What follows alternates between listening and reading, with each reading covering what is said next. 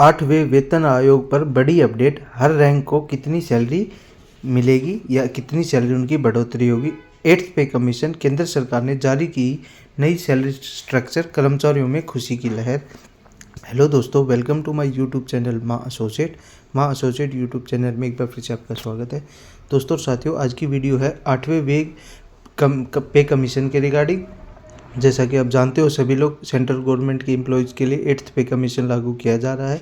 तो उसमें कितनी क्या सैलरी स्ट्रक्चर रहेगा, कितनी क्या बढ़ोतरी होगी, वीडियो में छोटी सी जानकारी दी हुई है। आप वीडियो के आखिर तक बने रहिए और फिर भी अगर आपको कुछ सवाल हो तो आप हमें कमेंट करें, तुरंत प्रभाव से उसका रिप्लाई दिया जाएगा। चैनल पर पहली बार आए तो चैनल को सब्सक्राइब जरूर करें।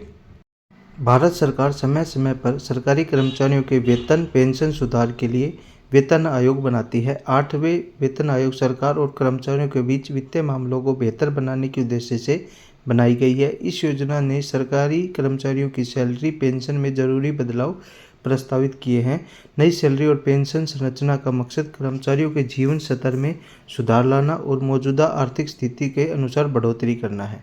8वीं वेतन आयोग की रिपोर्ट सरकार द्वारा मंजूरी होने के बाद इसे लागू किया जाता है। इस आयोग ने वेतनमान के अलावा पेंशन योजनाओं में भी सुधार और सुझाव के लिए, ताकि रिटायर्ड कर्मचारियों को भी बेहतर सुविधा मिल सके। भारत में लाखों सरकारी कर्मचारी और पेंशनभोगी इससे सीधा लाभान्वित होंगे। इस लेख में 8वें पे कमीशन आयोग की मुख्य बातें और नई सैलरी संरचना का सरल भाषा में समझाया गया है। 8th पे कमीशन 8वें वेतन आयोग भारत सरकार द्वारा बनाई गई नई सरकारी निकाय और जो कर्मचारियों के वेतन और पेंशन की समीक्षा है। इस आयोग का मुख्य उद्देश्य मौजूदा वेतन संरचना में सुधार करना और कर्मचारियों की वित्तीय जरूरतों को ध्यान में रखते हुए नई सिफारिशें प्रस्तुत करना है। 8वें वेतन आयोग पिछले आयोगों के अनुभव से सीखकर नई आर्थिक चालों और महंगाई दर को ध्यान में रखकर वेतनमान से तय करती है।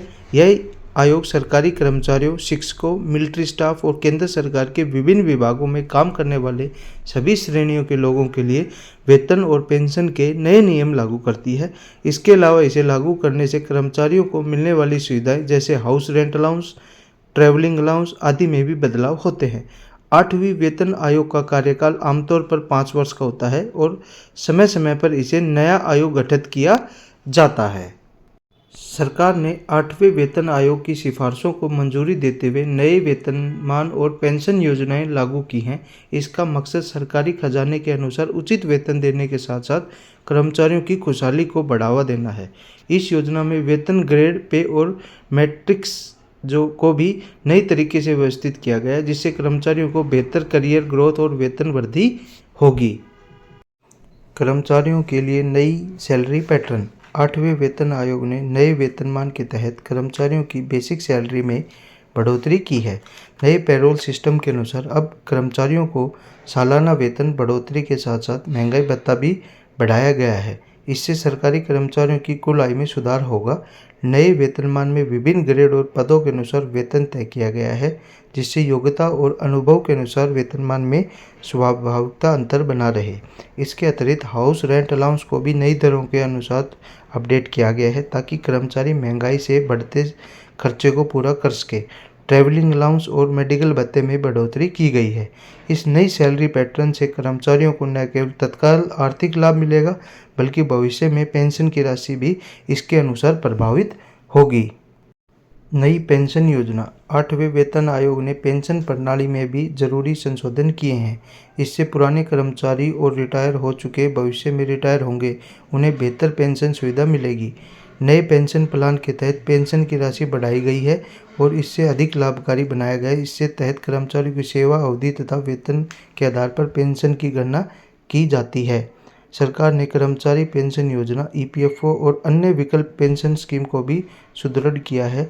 इससे रिटायर्ड कर्मचारियों को उनके जीवन यापन में सहूलियत मिलेगी, खासकर स्वास्थ्य देखभाल और अन्य आवश्यक खर्चों में। पेंशन भत्ते के साथ साथ कौशल विकास और पुनरावास योजना भी संरक्षण दिया जाएगा। आठवें वेतन आयोग के फायदे। आठवें वेतन आयोग के लागू होने से सरकारी कर्मचारियों की वेतन स्तर में महत्वपूर्ण वृद्धि हुई है। इससे कर्मचारी समाज में अपनी आर्थिक स्थिति को बेहतर बना पाएंगे। कर्मचारियों की नई सुविधाएं, भत्ते और पेंशन में सुधार मिलेंगे और उनकी सामाजिक और आर्थिक सुरक्षा बेहतर होगी। यह आयोग और सरकार कर्मचारियों के बीच के वित्तीय संतुलन को स्थापित करता है। वेतन और पेंशन सुधारों के साथ ही कर्मचारियों का मनोबल भी बढ़ता है, जिससे सरकारी सेवा में उनकी कार्यक्षमता और उत्साह में वृद्धि होती है।